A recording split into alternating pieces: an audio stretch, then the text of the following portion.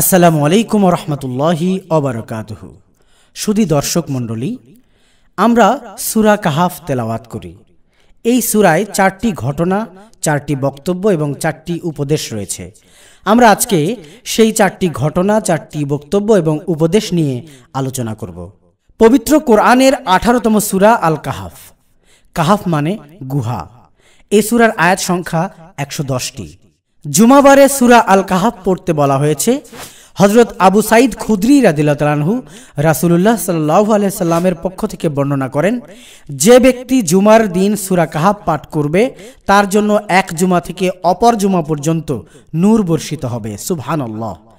সূরা কাহাফে 4টি ঘটনা, 4টি বক্তব্য ও উপদেশ রয়েছে। সূরার 1 থেকে 8 আয়াতে রয়েছে বক্তব্য, 9 থেকে 26 আয়াতে রয়েছে আসহাবে কাহাফের ঘটনা, 27 থেকে 31 আয়াতে আবার বক্তব্য রয়েছে, 32 থেকে 44 আয়াতে দুটি বাগানের মালিকের ঘটনা রয়েছে। এরপর আবার লম্বা বক্তব্য ও উপদেশ রয়েছে 45 থেকে 59 আয়াতে। এ সূরায় দুটি কাহিনী এসেছে 60 থেকে 101 আয়াতে। সে দুটি হলো মূসা আলাইহিস সালাম ও খিজির আলাইহিস সালামের ঘটনা এবং জুলকারনাইন সম্পর্কিত ঘটনা। আবার সূরা শেষ হয়েছে বক্তব্য ও উপদেশ দিয়ে, গুহাবাসীর চমকপ্রদ আখ্যান। অবিশ্বাসে ভরা সমাজে কয়েকজন যুবক আল্লাহর প্রতি ঈমান এনেছিলেন। বিরূপ পরিস্থিতির শিকার হয়ে তারা একটি গুহায় গিয়ে লুকালেন। সেখানে আল্লাহ তাদের সবাইকে দীর্ঘ সময়ের জন্য ঘুম পাড়িয়ে রাখলেন। ঘুম ভাঙার পর তারা বুঝতেই পারেননি তাদের ঘুমের মধ্যে আল্লাহ অনেকগুলো বছর অতিবাহিত করে ফেলেছেন। এই অবস্থায় তাদের একজন খাবার কিনতে শহরে গেলেন।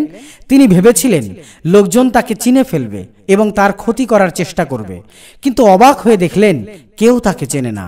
খাবার কিনে টাকা পরিশোধ করার সময় পুরনো মুদ্রা দেখে শহরের লোকেরা হতবাক হয়ে গেল।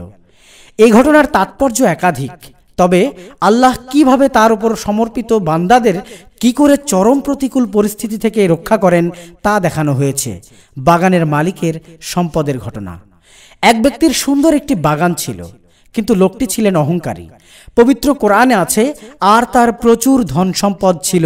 তারপর কথায় কথায় সে তার বন্ধুকে বলল, ধন সম্পদে আমি তোমার থেকে বড় এবং জনবলেও তোমার চেয়ে শক্তিশালী।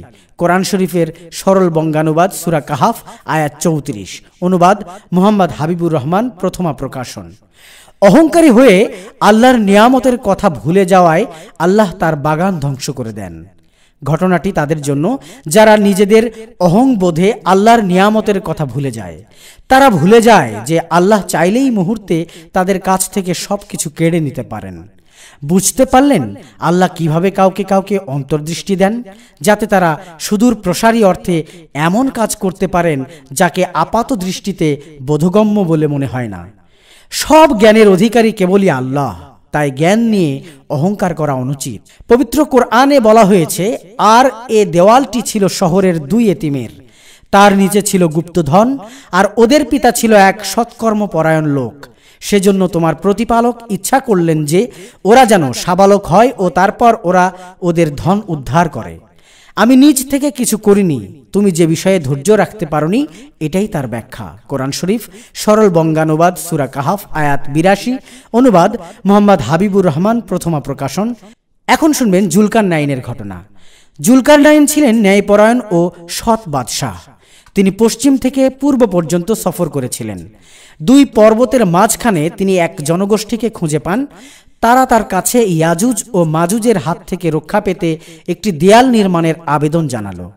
জুলকারনাইন কাজটি করে দিতে সম্মত হলেন। তিনি তার কাজ নিয়ে গর্ব দেখাননি।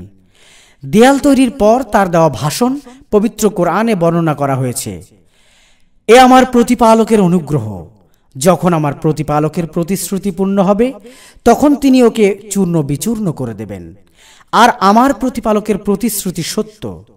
কোরআন শরীফ সরল বঙ্গানুবাদ সূরা কাহাফ আয়াত 98। অনুবাদ মুহাম্মদ হাবিবুর রহমান, প্রথমা প্রকাশন। উপরের 4টি ঘটনা থেকে 4 রকম পরীক্ষার কথা জানা যায়। আসহাবে কাহাফের ঘটনা থেকে ধর্মবোধের পরীক্ষা, 2টি বাগানের মালিকের ঘটনা থেকে সম্পদের উপর পরীক্ষা, হযরত মূসা আলাইহিস সালাম ও খিজির আলাইহিস সালাম জ্ঞান সম্পর্কে থেকে এবং জুলকারনাইনের ঘটনা থেকে ক্ষমতা নিয়ে পরীক্ষা। এই সূরার 4টি দাওয়াত। 4টি ঘটনায় দাওয়াতের কথা রয়েছে। 14 নম্বর আয়াতে যুবকেরা বাদশাকে দাওয়াত দিয়েছে।